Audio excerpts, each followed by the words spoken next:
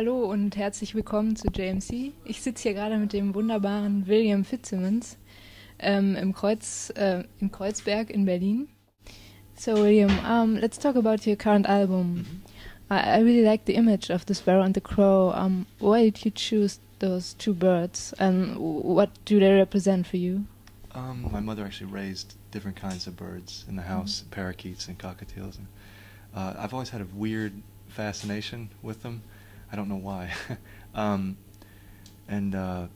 There was something about it that made sense to the story that I wanted to tell. I don't know.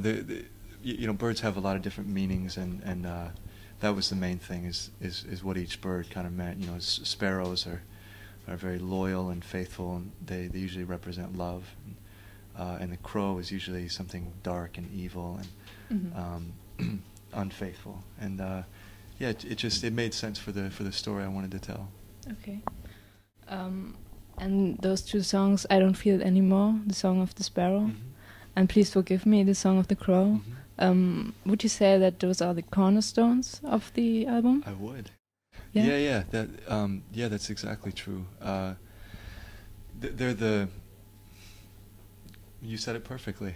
I can't answer. They're meant to be the main voices of the record. Those two, without those two songs, it wouldn't make sense. And those two kind of just themselves, I think, tell the whole story. Your songs are obviously very personal. How is it for you to play them in front of people you don't know? I mean, you're telling your life to some strangers. Yeah. It actually was never that weird for me. I spent many years working in psychotherapy, and I got very used to being able to talk to people about a lot of different things, very painful things, very scary things, and so when I started writing things and I got to the point where I was actually performing, it didn't weird me out at all. It felt normal, actually.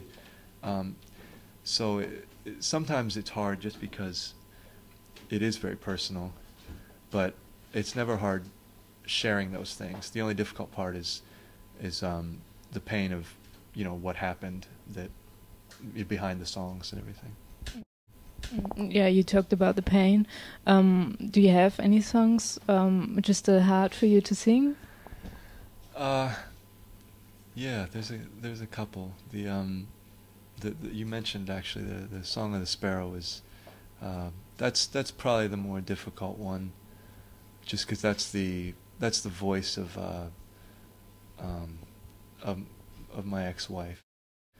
That one gets me. Some nights it's okay, and some nights it's very, very hard to get through that one without getting in a ball on the stage and crying or something. But but that's the hardest one. It just depends. It depends, where my head is at. But usually I do okay. Happiness and sadness, those two things don't seem to be opposites for you. Do you think that after happiness there's always sadness and the other way around? Is life like that? Well, that's a good question. It seems like it. I think that's really what most of life is. Something really wonderful will happen, and then maybe an hour later or a day later, something pretty awful will happen, and vice versa. It keeps going back and forth. I think that those are actually sort of wedded partners, and they always go together. The trick is to never let the sadness be in control, but that can be hard. Yeah, and the sad events in your life always seem to inspire you to write songs. Would you sit next to me if your life would have been like completely happy? I don't think that I would be doing music. I don't think I ever would have felt a need to write anything. I think it was Ani DeFranco that said something like, why would I write a song when I'm happy? I'm happy. You don't need to do anything. You just enjoy it. It's when we're down that we need to express ourselves and get some of that pain out. But no, if things had gone very, very smoothly, I probably would have just gone and, you know, done something else. But that's okay. I mean, the truth is, no one's life ever goes perfect. There's always suffering and there's always pain. So I think those are just normal things. Now your last song on the album, Good Morning, seems to me like a new beginning. Do you think about taking a new direction musically, maybe? Yeah, I definitely want to. I really, really don't want to sing sad songs for the rest of my life. That gets very, very depressing.